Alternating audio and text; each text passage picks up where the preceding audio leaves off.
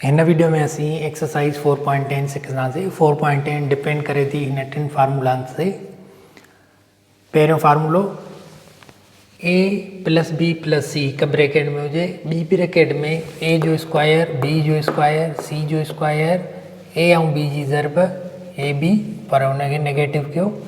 Sign change कयो, b ऐं c जी ज़रब जी साइन चेंज कयो b c, a ऐं c थींदो प्लस ए सी पर साइन चेंज हूंदी हिते। अगरि हीअ फॉर्म हुजे त असांखे आंसर ही मिलंदो a cube plus b cube plus c cube minus 3abc। A cube plus b cube plus c cube में साइन जेका हिते हूंदी उहा ई साइन हूंदी, छाकाणि त हीअ स्क्वायर न आहिनि,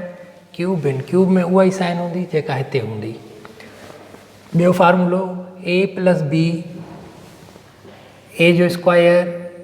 ॿिन्ही जी ज़रब कयो, ए बी थींदी पर साइन चेंज कयो b जो स्क्वायर, त इहो थींदो a जो क्यूब प्लस b जो क्यूब। हीअ फॉर्म हूंदी त a cube plus b cube मिलंदो। अगरि हीअ फॉर्म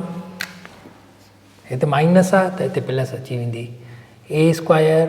ॿिन्ही ज़रब कयो a b थींदी पर साइन चेंज ऐं b जो स्क्वायर, त ही आंसर हीअ थींदो a cube minus b cube. ही टे फार्मूला आहिनि, हिननि ते डिपेंड करे थी इहा सॼी एक्सरसाइज़। पहिरियों जेको आहे सो हीअ फॉर्म आहे ए प्लस बी, सपोज़ ही ए प्लस बी आहे, ॿिन्ही प्रोडक्ट कयूं त कटिजी वेंदा, 1 अची वेंदो, प्लस जो आहे त माइनस अची वेंदो, बी जो स्क्वायर फॉर्म यानी ही आहे प्लस वारो फार्मूलो। त तंहिंजे करे पहिरें जो क्यूब सॉल्यूशन वाई जो क्यूब थींदो प्लस 1/y जो क्यूब थींदो, त आंसर थींदो y cube plus 1/y cube. Question number 2 जेका फॉर्म आहे उहा ही माइनस वारो फार्मूलो आहे। इहा फॉर्म आहे ए जो स्क्वायर आहे, ॾिसो, ऐं ॿिन्ही जी ज़रब आहे पर प्लस में लिखियलु आहे, ऐं बी जो स्क्वायर आहे। तंहिंजे करे हिते बि स्क्वायर रूट एक्स जो क्यूब कंदासीं, माइनस आहे त माइनस स्क्वायर रूट वाई जो क्यूब कंदासीं, त एक्स जो क्यूब असांखे मिली वेंदो square root x cube minus square root y cube. हितां असांखे स्क्वायर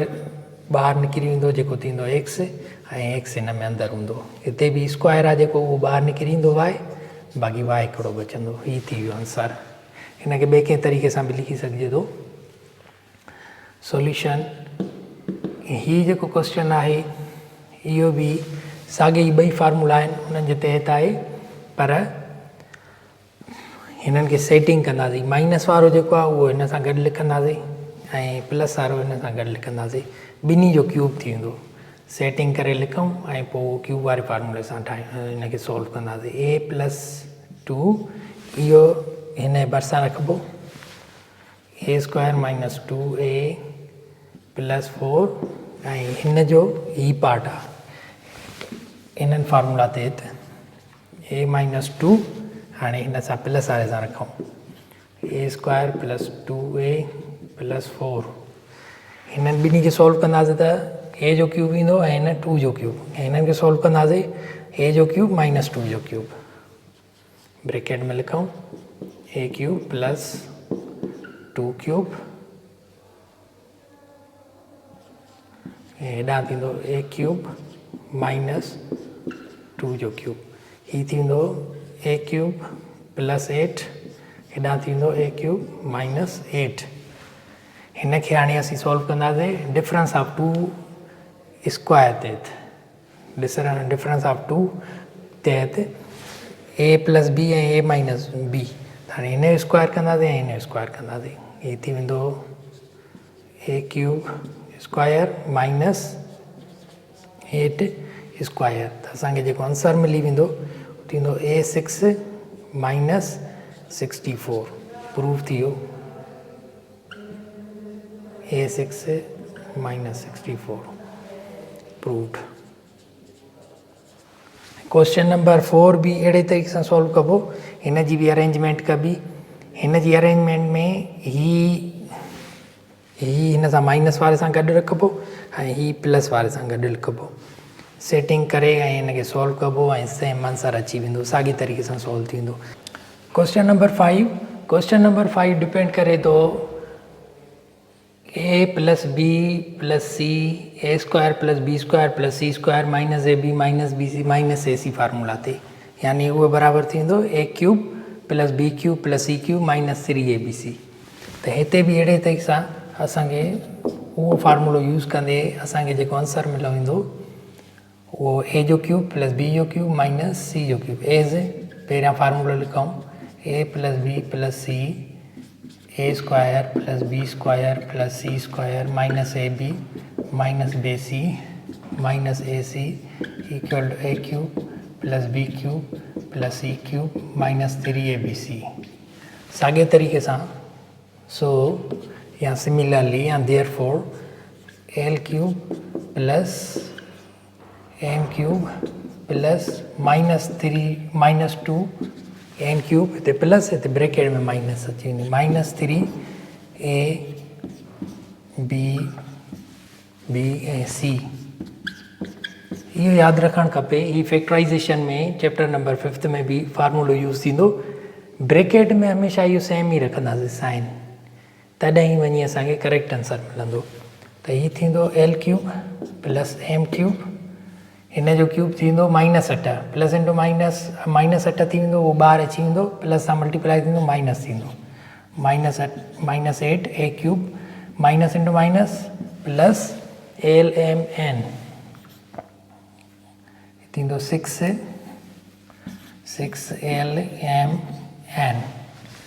बिट खां 6 माइनस इंटू माइनस प्लस इहो थी वियो आंसर। किताब में आंसर में हिते प्लस लिखियलु आहे जेको ग़लति आहे हिते माइनस ई अची वेंदी। क्वेश्चन नंबर 6 भी साॻे ई फार्मूले ते थींदो as a plus b plus C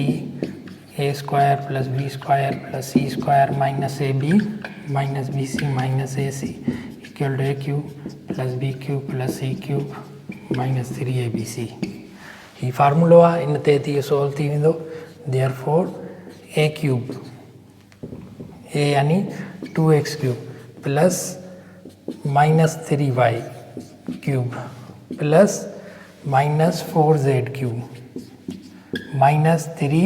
हाणे ही सभु लिखंदासीं ए बी जी जॻह ते माइनस 3y सी जी जॻह ते माइनस 4z आहे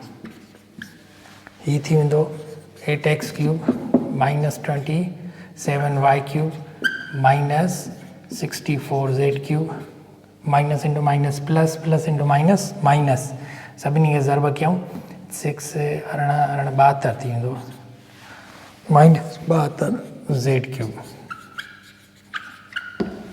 किताब में आंसर में हिते भी प्लस आहे हिते भी प्लस आहे उहो ग़लति आहे ऐं आंसर में ॿिन्ही में माइनस अची वेंदी भले तव्हां आम मल्टीप्लिकेशन करे ॾिसंदव आंसर माइनस अची वेंदो।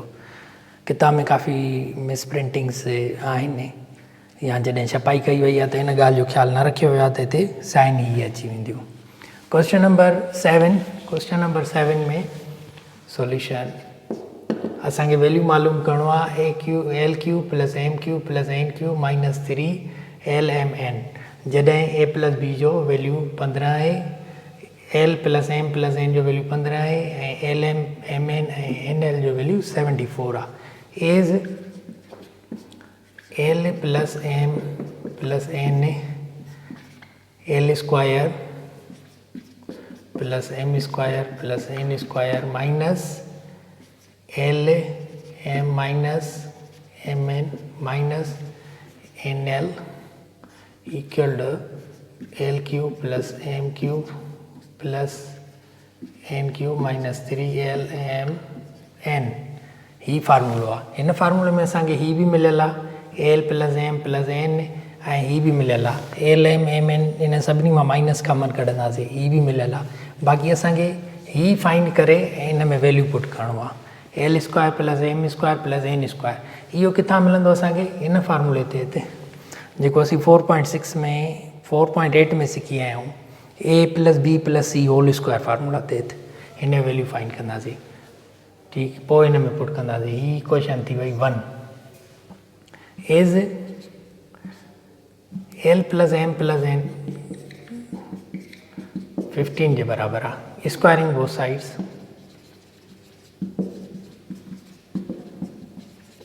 यानी असांखे वैल्यू हिन फाइंड करिणो आहे पहिरियां त थींदो l plus m plus N square 15 जो स्क्वायर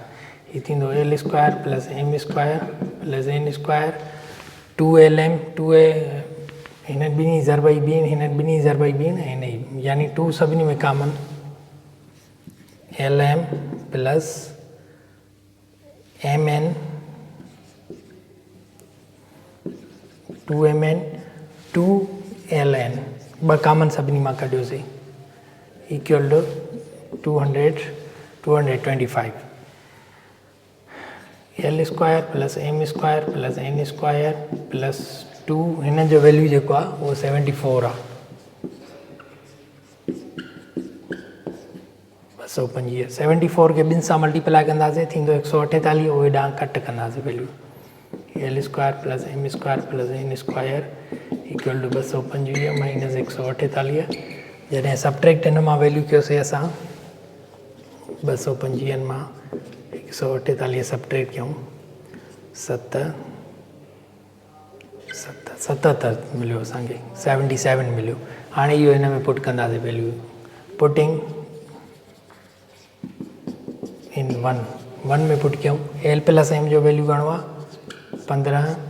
ऐं एल स्क्वायर एम स्क्वायर वारा जो वैल्यू घणो आहे L square plus M square plus N square जो वैल्यू 77 आहे माइनस कॉमन हिननि मां हिन जो वैल्यू घणो आहे एल एम एम एन ऐं एन एल जो 74 वैल्यू आहे बराबरि थींदो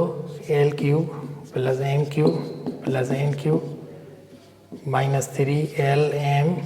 एन हीअ थींदो 15 ज़रबिया 3 15 77 मां 74 3 थियो L cube plus M cube plus N cube minus 3 L M N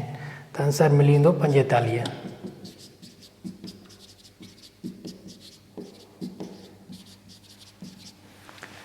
ॿियो प्रॉब्लम हिन 8 ऐं 9 बि हिन वांगुरु ई सॉल्व थी वेंदो पहिरियां तव्हांखे हिन L square plus M square plus N square जो वैल्यू फाइंड करिणो आहे इहो वैल्यू फाइंड थी वेंदो त हिन इक्वेशन में तव्हां पुट कंदव इक्वेशन 1 में पुट करण खां पोइ तव्हां आंसर फाइंड कंदव इहो आंसर मिली वेंदो ॿिया ॿई 8 ऐं 9 प्रॉब्लम बि हिन वांगुरु ई आहिनि